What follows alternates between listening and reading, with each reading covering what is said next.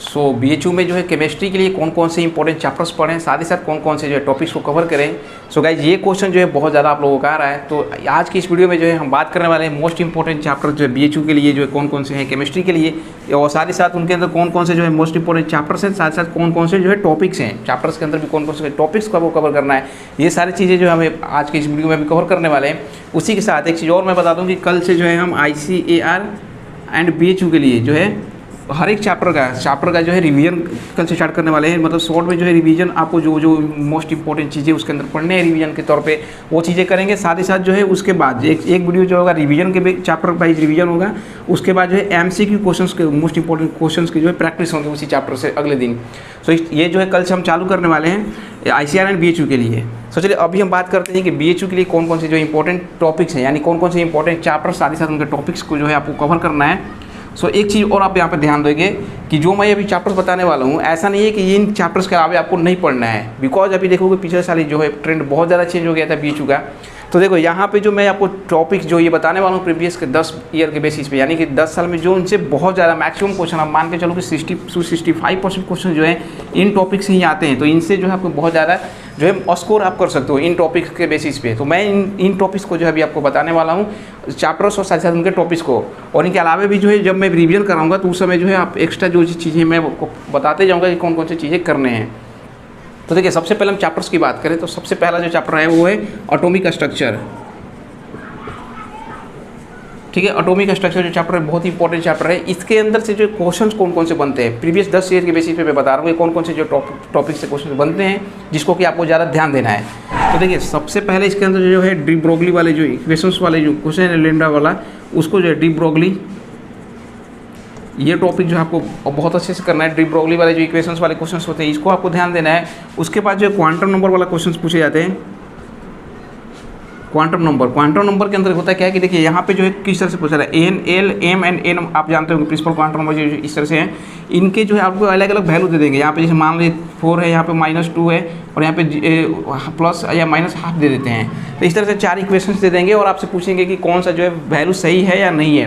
तो एक्चुअली आपको जो है ये चीज़ें आपको आता भी होगा कि इससे जो इसका वैल्यू हमेशा कम होना चाहिए और इसका जो वैल्यू है इसके माइनस से प्लस तक इसके चलता है और ये जो ±½ होता है। तो इस बेसिस पर आपसे जो है सही और गलत पूछते हैं वो। तो क्वांटम नंबर जो है यहाँ पे आपका आना चाहिए, मतलब डी ब्रोगली इक्वेशन सही से आना चाहिए, क्वांटम नंबर आना चाहिए।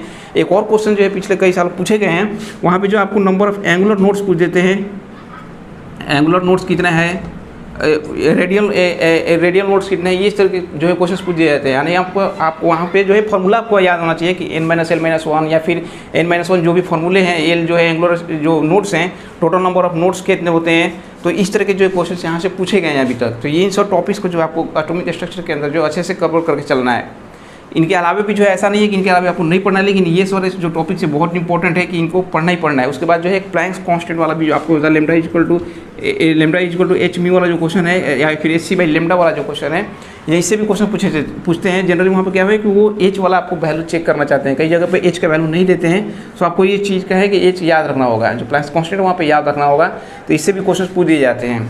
सो ये जो हो गया एटॉमिक स्ट्रक्चर के अंदर हो गया। चलिए नेक्स्ट हम बात करते हैं। नेक्स्ट जो चैप्टर है वो है ionic equilibrium. Ionic equilibrium most important chapter है। आयनिक इक्विलिब्रियम जो है इसे हर साल क्वेश्चन पूछे जाते हैं बीएचयू के अंदर।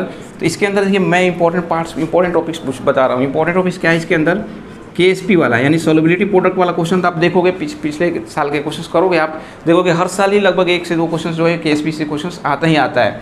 तो एक तो हो गया KSP, आपको बहुत ज़्यादा अच्छे से आपको ध्यान देना है।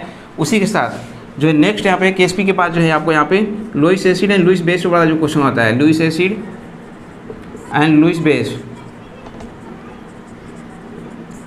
फिर Lewis acid and Lewis base को जो है आपको बहुत अच्छे से यहाँ पे जो है आपको करना होगा। लुईस एसिड बेस क्या होते हैं, ये चीज़ से रिलेटेड जो क्वेश्चन पूछे जाते हैं। यहाँ पे ऑप्शंस दे देते हैं आपको, 4 ऑप्शन दे देंगे, उसमें से पूछेंगे कौन सा लुईस एसिड है या फिर कोई ऑप्शन दे देंगे जिसमें लुईस एसिड नहीं है। तो इस तरह के जो है क्वेश्चन आपसे जो है कि आयनिक इक्विलिब्रियम के अंदर पूछे जाते हैं। तो ये टॉपिक्स को आपको कवर करना है आयनिक इक्विलिब्रियम के अंदर। उसके बाद बफर वाले भी क्वेश्चन आप हो सके देख लीजिए, और साथ साथ pH वाला क्वेश्चन, कॉमन आयन इफेक्ट और pH वाले क्वेश्चन भी जो पूछे जाते हैं। इन चीज़ों को भी आपको देख लेना है। सो ये नेक्स्ट हम बात करते हैं कौन कौन से टॉपिक्स है। फिर देखिए गैसियस स्टेट जो चैप्टर है। सो गैसियस स्टेट के अंदर जो है देखिए गैसियस स्टेट से क्वेश्चन किस तरह से बीच में पूछे जाते हैं उसको हम देखते हैं।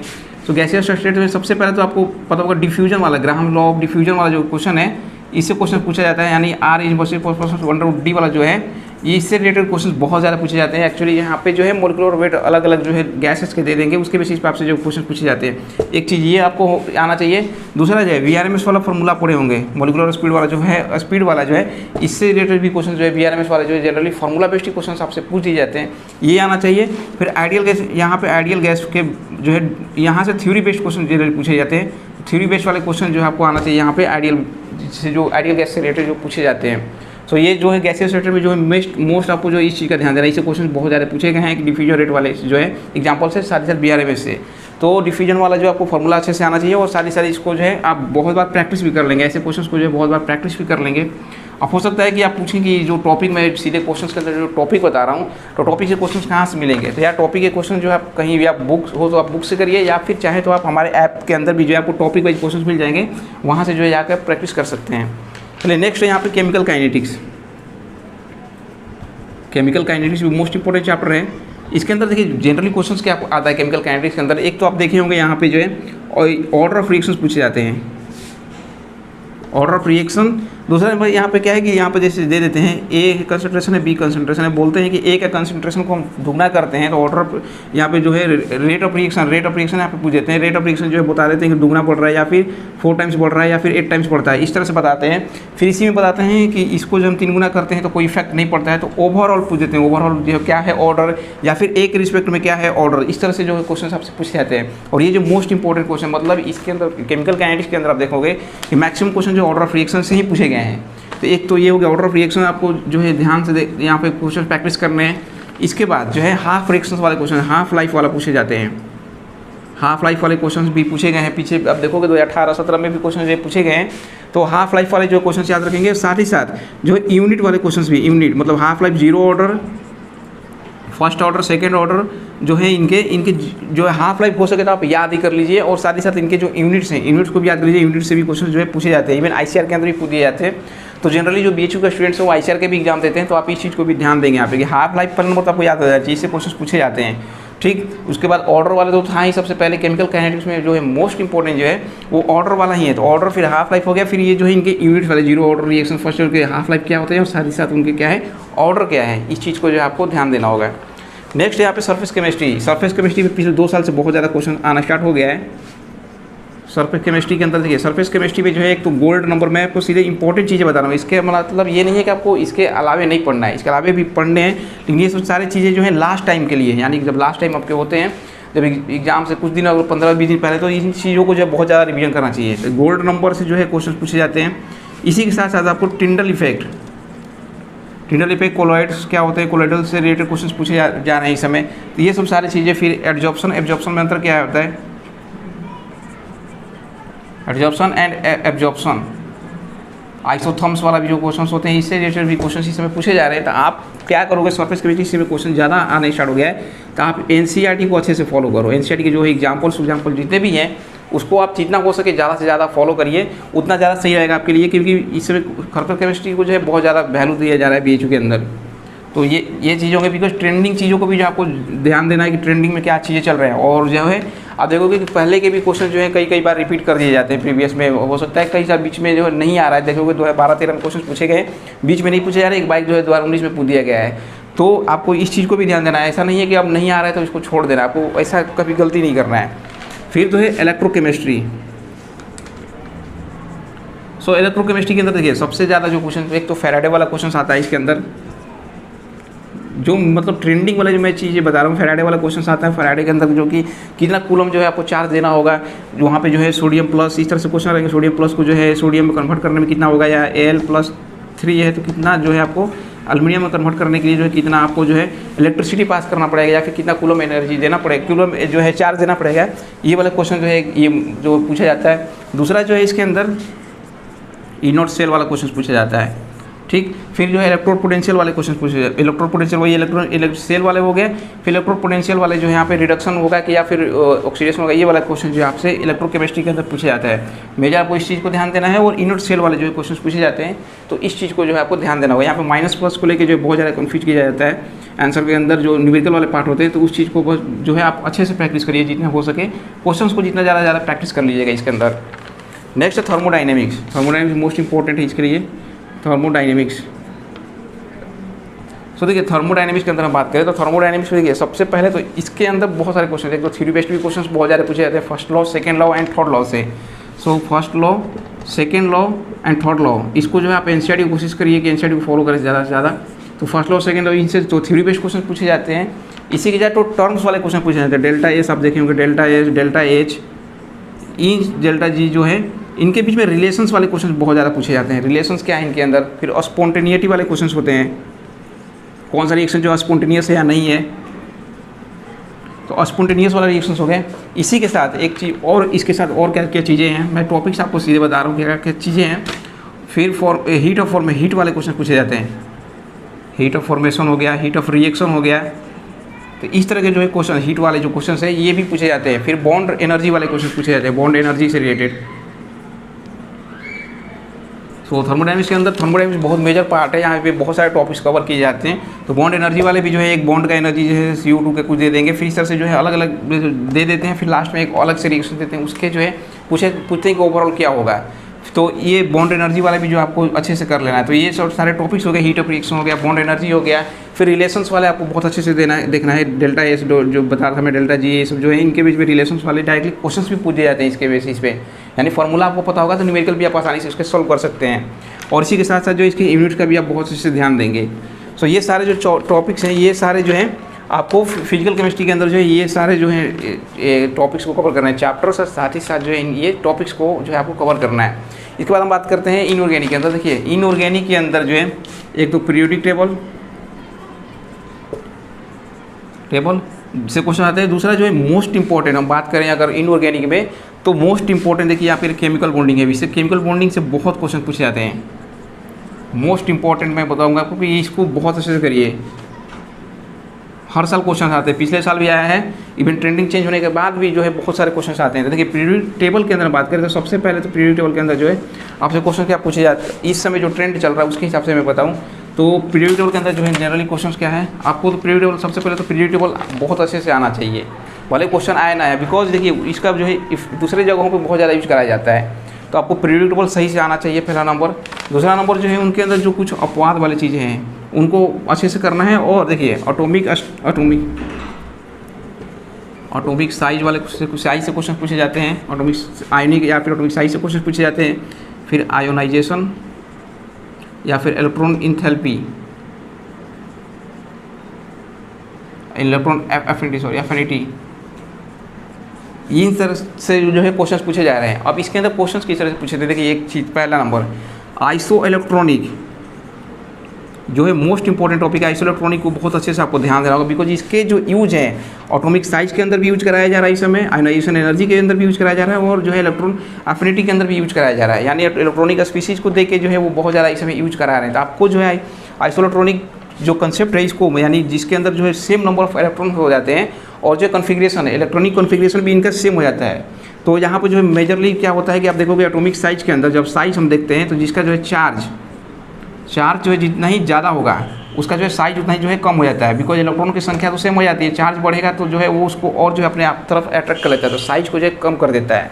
तो इसी से रिलेटेड जो है आइसो इलेक्ट्रॉनिक से रिलेटेड क्वेश्चन इसमें जो है जनरली ज़्यादातर पूछे जा रहे हैं। एटॉमिक साइज के अंदर डायरेक्टली ना पूछ के जो आइसो इलेक्ट्रॉनिक स्पीसीज से रिलेटेड क्वेश्चन पूछे जा रहे हैं। तो मैं जब रिवीजन कराऊंगा तो उसमें जो है आपको जो ट्रिक्स हैं वो भी सारी चीज़ें मैं जो आपको कवर करा दूंगा। तो ये चीज़ों को जो है आप अच्छे से कर लेंगे। और साथ ही साथ जो कुछ अपवाद है जैसे 29 का इलेक्ट्रॉनिक कॉन्फ़िगरेशन कुछ जो है अलग होता है, तो ये सब चीज़ें जो है आपको पढ़ना है पीरियोडिक टेबल के अंदर। अब हम बात करते हैं केमिकल बॉन्डिंग के अंदर। देखिए मैं जैसा बताया था कि इसके अंदर बहुत ज़्यादा क्वेश्चन जो है पूछे जाते हैं। देखिए टॉपिक इसके अंदर क्या क्या चीज़ें, सबसे पहले जो है टाइप्स ऑफ आपसे बॉन्ड पूछ देंगे, बहुत इस साल भी पूछा गया था टाइप्स ऑफ बॉन्ड, यानी किसके अंदर जो है कोवैलेंट बॉन्ड है, फिर इलेक्ट्रोवैलेंट, फिर जो है डेटिव बॉन्ड जिसको कोऑर्डिनेट बॉन्ड या डेटिव बॉन्ड जो है, इस तरह से जो क्वेश्चन पूछा जाएगा किसके अंदर कोवैलेंट बॉन्ड है किसके अंदर नहीं है। 4 ऑप्शन देके उसके अंदर जो आपसे पूछ दिए जाते हैं। इस साल भी पूछा गया है क्वेश्चन, तो आप ध्यान देंगे कि इस तरह से जो टाइप्स ऑफ बॉन्डिंग वाले क्वेश्चन पूछे जा रहे हैं। नेक्स्ट इसके अंदर देखिए नेक्स्ट जो है इंपॉर्टेंट है हाइब्रिडाइजेशन से पूछे जाते हैं, हाइब्रिडाइजेशन से क्वेश्चन जो है पूछे जाते हैं। यहाँ पे दोनों चीज़ें, एक तो स्ट्रक्चर आपसे पूछ लेते हैं कभी कभी, या फिर जो है sp2 है sp3 है, इस तरह से जो है डायरेक्टली पूछ लेते हैं कि sp3 क्या है, इस तरह से जो है पूछ लेते हैं। तो हाइब्रिडाइजेशन हो गया। नेक्स्ट इसी के अंदर जो है हाइब्रिडाइजेशन वाले में देखिए एक number of sigma and pi bond, sigma and pi bond जो काउंट करा लेते हैं, आपसे पूछ लेते हैं ओवरऑल कितना है। तो इसके लिए देखिए इसके अंदर जो है इनऑर्गेनिक में जनरली या तो आपको जो है स्ट्रक्चर देते हैं या फिर सीधे नेम देते हैं। तो नेम वाले जितने भी इनऑर्गेनिक में हैं उनके स्ट्रक्चर आपको आना चाहिए, तो इस चीज़ को आप याद रखेंगे, या फिर फार्मूला डायरेक्टली जो है उनका आना चाहिए। तो सारी चीज़ जो है एक चीज़ तो ये हो गया अभी टॉपिक्स। इसके अलावा जो है टॉपिक्स क्या क्या चीज़ें हैं, आप यहाँ से फिर बॉन्ड ऑर्डर पूछे जाते हैं। बॉन्ड ऑर्डर देखो बहुत क्वेश्चन आते हैं, बॉन्ड ऑर्डर से जो है क्वेश्चन बहुत ज़्यादा आते हैं। फिर जो है डाइपोल मूवमेंट से जो क्वेश्चन आता है। फिर इसके बाद जो है एमओटी मोस्ट इंपॉर्टेंट है, मोलिकुलर ऑर्बिटल थ्योरी आपको आना भी चाहिए। अगर मान लीजिए क्वेश्चन नहीं भी आता है तो इससे ये सब चीज़ें हैं जो टॉपिक्स हैं बहुत ज़्यादा इंपॉर्टेंट होते हैं। फिर जो फजांस रूल वाले जो क्वेश्चन हैं इसको जो है अलग जगह हो सकता है आपको दिखेगा नहीं, डायरेक्टली क्वेश्चन नहीं दिखेंगे, लेकिन इसके एप्लीकेशंस वाले क्वेश्चन पूछे जाते हैं, पोलराइजेशन से पूछे जाते हैं। तो ये चीज़ देखिए बॉन्ड ऑर्डर हो गया, डाइपोल मूवमेंट हो गया, एमओटी हो गया, उसी के साथ साथ फजांस रूल एंड पोलराइजेशन वाले जो क्वेश्चन है ये सब बहुत ज़्यादा इंपॉर्टेंट है। फिर देखिए हाइड्रोजन बॉन्डिंग, हाँ हाइड्रोजन बॉन्डिंग से भी क्वेश्चन पूछे जाते हैं। सो हाइड्रोजन बॉन्डिंग वाले हो गए, और इसी के साथ लगभग तो ये सब सारे जो है आपको केमिकल बॉन्डिंग के अंदर जो ये मेजर टॉपिक्स हैं, मतलब इनको तो आपको बहुत अच्छे से बॉन्ड ऑर्डर से बहुत क्वेश्चन आते हैं, आपको याद रखना होगा। O2 माइनस O2 इस तरह से जो बहुत ज़्यादा कंफ्यूज करके क्वेश्चन हर साल देता है, O2 प्लस O2 माइनस इस तरह से करके देता है।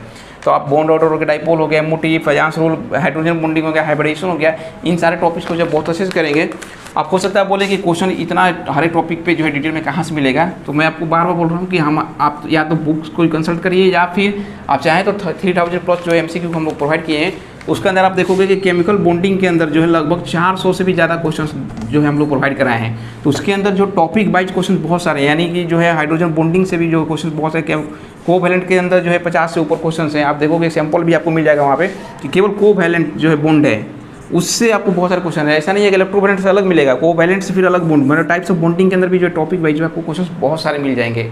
तो आप चाहो तो जो है हमारे ऐप के अंदर जाके जो है ले सकते हैं, या फिर डिस्क्रिप्शन में नंबर है, कुछ अगर प्रॉब्लम तो वहाँ से भी जो है आप हमसे कंसल्ट कर सकते हैं। तो चलिए ये जो चैप्टर हो गए, उसके बाद जो कौन सा चैप्टर है कोऑर्डिनेट कंपाउंड जो है इससे भी क्वेश्चन बहुत आ रहे हैं इस समय। तो देखिए इसके अंदर क्या क्या चीज़ें आपको पढ़ना है। कोऑर्डिनेट कंपाउंड के अंदर जो है सबसे पहले तो आपको इसके अंदर भी हाइब्रिडाइजेशन वाली कुछ चीज़ें पूछे जाते हैं। इसके अंदर जनरली जो है इनर वाला है, inner and outer orbital use हो रहा है कि नहीं, इसको लेके जो है क्वेश्चन पूछे जाते हैं कि यहाँ पे कौन सा, यानी कि डी वाला जो है अंदर वाला यूज हो रहा है या फिर बाहर वाला है, इस चीज़ को लेके जो है क्वेश्चन इसमें पूछे जा रहे हैं। दूसरा जो है स्ट्रक्चर, इसके अंदर हाइब्रिडेशन है, इसके अंदर स्ट्रक्चर, इसके अंदर भी स्ट्रक्चर पूछे जाते हैं। फिर ligands, strong ligand and week ligand से रिलेटेड क्वेश्चन इसके अंदर पूछे जाते हैं। फिर जो कोऑर्डिनेशन नंबर पूछे जाते हैं, कोऑर्डिनेशन नंबर। फिर देखिए एक चीज़ और है यहाँ पे, कोऑर्डिनेशन नंबर के बाद जो है पैरामैग्नेटिक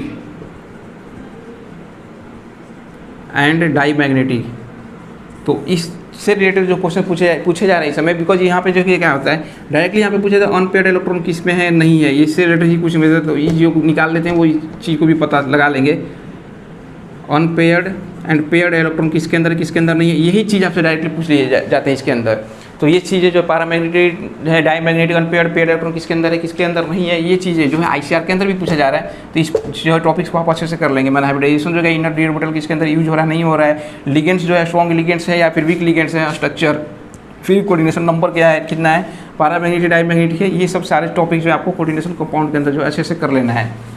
सो आई थिंक यहाँ तक तो आपको समझ में आ गया होगा कि ये सब जो है ऑर्गेनिक इनऑर्गेनिक एंड फिजिकल के टॉपिक्स हैं। इसी के अलावा जो है देखिए इसके साथ ही साथ आपको इनऑर्गेनिक के अंदर और भी है P block, S and P block जो है इसके मैक्सिमम क्वेश्चंस आप देखोगे कवर हो जाएंगे आपके जो है केमिकल बॉन्डिंग पीरियोडिक टेबल के अंदर ही कवर हो जाते हैं। लेकिन फिर भी देखिए इसके अंदर जो और भी कुछ क्वेश्चन है मैं जब रिवीजन कराऊंगा तो आपको करा दूंगा कि हीट वाले क्वेश्चन पूछे जाते हैं कि जब NaNO2 जो है NO3 या फिर इस तरह से जब इसको हीट करेंगे तो क्या रिलीज होगा, NO2 गैस किस में रिलीज होता है किस में नहीं होता है, इस तरह के क्वेश्चन बहुत ज़्यादा पूछे जाते हैं। तो जब मैं NCERT का जो मतलब जब रिवीजन कराऊंगा तो NCERT में जितने भी इस तरह के क्वेश्चन है वो सारे चीज़ें जो मैं आपको करा दूंगा। तो ये सब जो है चीज़ें एक्स्ट्रा है, मतलब आप चाहोगे कि पी ब्लॉक में सब कुछ कवर नहीं, because P block and S block बहुत ज़्यादा इसके अंदर जो टॉपिक्स बनते हैं। तो इंपॉर्टेंट चीज़ें मैं जो आपको करा दूंगा जब रिवीजन कराऊंगा। तो इसी के साथ जो मेटलर्जी से भी इसमें क्वेश्चन आ रहे हैं, तो देखिए मेटलर्जी के अंदर जनरली आपको ओर्स का नंबर याद रखना होगा, और साथ ही साथ कुछ प्रोसेसेज जो है, प्रोसेस किस के अंदर जो कौन सा जोन, जिस तरह से जोन रिफाइनिंग वाला जो प्रोसेस है, zone refining process most important चीज़ें कहाँ होता है, तो जिंक वाले के केस में होता है। तो इस तरह के जो प्रोसेसेज हैं, साथ ही साथ ओर्स कौन किसका ओर्स है, तो ये चीज़ें जो है आपको याद रखना मेटलर्जी के अंदर। इसी के साथ जो D&A ब्लॉक एलिमेंट भी जो है आप NCERT को फॉलो करिए, NCERT को अच्छे से पढ़िए। तो ये सारे जो है फिजिकल एंड इनऑर्गेनिक के पार्ट्स हो गए। और हम बात करते हैं ऑर्गेनिक के अंदर क्या क्या जो है मोस्टली जो है आपसे पूछे जा रहे हैं इस समय। तो देखिए सबसे पहले तो आपको GOC तो होता है, ये जनरल ऑर्गेनिक केमिस्ट्री। सबसे पहले देखते हैं नोमेनक्लेचर से क्वेश्चन पूछे जाते हैं। पहले पूछे जाते हैं, अभी तो बंद हो गए हैं, लेकिन फिर भी मैं बोलूँगा कि नोमेनक्लेचर आपको करना है। नोमेनक्लेचर के अंदर क्या देखिए, एक तो IUPAC नोमेनक्लेचर और एक कॉमन नेम। कॉमन नेम आपको बहुत ज़्यादा आना चाहिए, बिकॉज इस साल भी जो है क्वेश्चन फोर्जीन वाला आप देखे होंगे, फोर्जीन वाला के चक्कर में बहुत सारे स्टूडेंट जो गलत किए हैं उसके अंदर। तो कॉमन नेम जो है NCERT के एटलीस्ट जितने भी हैं आपको जो है अच्छे से कर लेना है। कॉमन नेम में जितने भी हैं वो NCERT के, मैं आपको जो है एक अलग से वीडियो बना के उसके अंदर बता दूंगा जितने भी NCERT कॉमन नेम्स हैं उनके जो है आपको अच्छे से करने के लिए, बिकॉज कई जगह पे कॉमन नेम दे के जो है इस समय क्वेश्चन पूछे जा रहे हैं। तो IUPAC नोमेनक्लेचर और कॉमन नेम, ये दोनों चीज़ आना चाहिए। इसी के साथ जो है इसके अंदर सिग्मा एंड पाई बॉन्ड इसके अंदर भी काउंट करने को दे देते हैं। जिस तरह से ये हो गया, अब बोल देंगे कि C2 कार्बन का जो है कार्बन पे जो है कितने इसके साथ सिग्मा बॉन्ड है, कितने पाई बॉन्ड के साथ ये जुड़ा हुआ है। तो इस तरह के क्वेश्चन पूछ देते हैं, या फिर डायरेक्टली पूछेंगे कि ओवरऑल जो ये है ये जो कंपाउंड है इसके अंदर कितने सिग्मा बॉन्ड है या पाई बॉन्ड है या फिर दोनों कितने हैं। तो इस तरह के क्वेश्चन जो है आपको यहाँ पे पूछे जाते हैं। चलिए इसके बाद जो हम बात करते हैं नेक्स्ट जो है GOC के अंदर बात करें, जनरल ऑर्गेनिक केमिस्ट्री हो गया ये। तो फिर अब देखिए रिएक्शन मैकेनिज्म वाले क्वेश्चन रिएक्शन मैकेनिज्म से बहुत क्वेश्चन पूछते हैं BHU के अंदर। इसके अंदर देखिए सबसे पहले स्टेबिलिटी वाला है। स्टेबिलिटी वाला जो क्वेश्चन है C+, आपको पता होगा C- का जो है स्टेबिलिटी, आपको अलग अलग चीज़ें जो है आपको देख कर सकते हैं। वहाँ पे प्लस माइनस I इफेक्ट हो जाएगा, फिर वहाँ पे रेजोनेंस के बेसिस पे भी हम देखते हैं। फिर जो है आपको जो है हाइपर कंजुगेशन जो है इसके बेसिस पर भी देखते हैं। तो ये सब सारे चीज़ें जो है इनके बेसिस पे जो स्टेबिलिटी वाले क्वेश्चन पूछे जाते हैं। आपको बहुत ज़्यादा ये देखेंगे कि स्टेबिलिटी वाले क्वेश्चन जो BHU के अंदर आते हैं ऑर्गेनिक में। इसी के साथ जो है रिएक्टिविटी ऑर्डर वाले आते हैं आपको, जैसे कि NAR के प्रति कौन सा ज़्यादा है, न्यूक्लियोफिलिक एडिशन रिएक्शन कौन जल्दी देगा। तो इसमें जो है ज़्यादातर जो है ये वाला कंपाउंड्स रहते हैं, इस तरह से जो है कंपाउंड्स रहते हैं यहाँ पे। तो इस तरह के जो है NAR जो है कौन ज़्यादा जल्दी देगा, कौन सा कम देगा, तो ये न्यूक्लियोफिलिक एडिशन रिएक्शंस वाले क्वेश्चन होते हैं। उसी के साथ तो EAR यानी इलेक्ट्रोफिलिक एडिशन रिएक्शंस वाले भी जो है क्वेश्चन बहुत पूछते हैं। ये 11th क्लास के टॉप जो NCERT में जनरली जो एग्जाम्पल्स दिए गए हैं उससे जो है क्वेश्चन पूछे जाते हैं। तो EAR वाला जो क्वेश्चन आता है।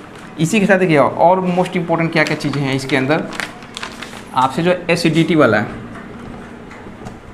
एसिडिटी एंड बेसिसिटी वाला जो क्वेश्चंस है, इससे क्वेश्चंस बहुत आएंगे। आप देखेंगे कि हर साल इवन कोई भी एग्जाम हो, BHU हो, ICR हो या फिर नॉर्मल स्टेट एग्रीकल्चर, इसमें जो क्वेश्चंस बहुत आते हैं एसिडिटी एंड बेसिसिटी वाला से। तो इसके अंदर जो जनरली आप तो इस तरह से जो बेंजीन वाले रिंग वाले पे COOH और यहाँ पे जो NO2 या फिर NH3 इस तरह से जो एडिशन करके जो है एसिडिटी वाले में क्वेश्चंस पूछे जाते हैं बेंजीन वाले रिंग में। या फिर जो है बेसिसिटी के अंदर जो है जनरली अमाइंस को जोड़ गए NH2 के ही बेसिस पे जो होते हैं, या इसके अंदर जो है एनिलिन वाले भी क्वेश्चंस आते हैं। इस तरह से जो क्वेश्चंस आते हैं इसके अंदर जो है दूसरे ग्रुप जोड़ते हैं, या तो डोनेटिंग वाला ग्रुप होगा या फिर इलेक्ट्रॉन रिमूविंग ग्रुप होगा।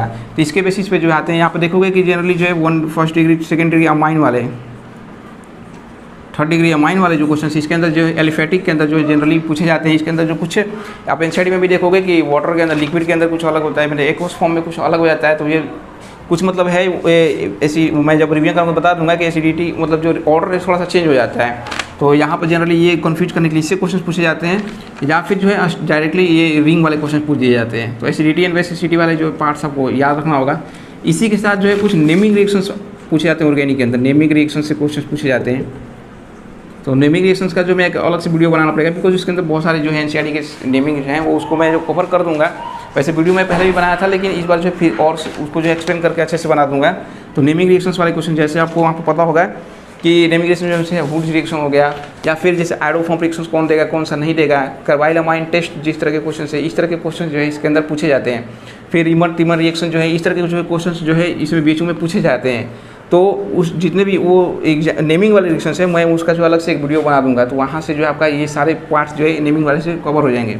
सो ये सारे जो पार्ट्स हैं, मतलब जितना भी मैं आपको ऑर्गेनिक एंड फिजिकल के अंदर जो भी टॉपिक्स केमिस्ट्री के बताया हूँ, ये सारे जो है मोस्ट इंपॉर्टेंट टॉपिक्स हैं BHU के लिए, BHU में केमिस्ट्री के लिए जो है मोस्ट इंपॉर्टेंट टॉपिक्स है। सो आई होप कि आपको जो है अब जो है कोई परेशानी नहीं होगा ये मेजर टॉपिक्स के लिए।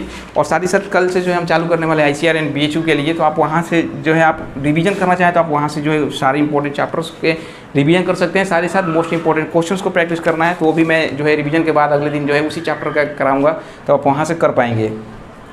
इसी के साथ एक चीज़ और कि आप यदि क्वेश्चंस आपको चाहिए, बिकॉज क्वेश्चंस भी बहुत लोग पूछते हैं कि क्वेश्चंस कहाँ से प्रैक्टिस करें, तो जिनको नहीं पता है तो बता दूं कि BHU एग्रीकल्चर जो है हमारा ऐप है, उसका लिंक आपको जो है डिस्क्रिप्शन में मिल जाएगा। तो वहाँ से जब आप डाउनलोड करके उसके अंदर भी जाएंगे तो 3000+ MCQ क्वेश्चंस हम लोग ऑलरेडी प्रोवाइड करा चुके हैं, और वो भी जो है टॉपिक वाइज, जिस तरह से मैं टॉपिक आपको बता रहा था वो टॉपिक वाइज जो आपको क्वेश्चंस मिलने वाले हैं वहाँ पे। तो आप वहाँ से जाके चाहो तो आप प्रैक्टिस कर सकते हैं, या फिर आपके पास कोई बुक हो तो आप वहाँ से भी कर सकते हैं। आपके पास कोई बुक्स हैं तो आप वहाँ से करना चाहते हैं, वहाँ से भी प्रैक्टिस कर सकते हैं। सो और भी कोई अगर प्रॉब्लम है आप तो आप हमारे डिस्क्रिप्शन में नंबर दिया गया है, वहाँ से जो है आप हमसे बात भी कर सकते हैं। सो आई होप कि आपको जो है सारे जो डाउट्स थे आपके केमिस्ट्री को लेके वो सारे कंप्लीट हो गए होंगे।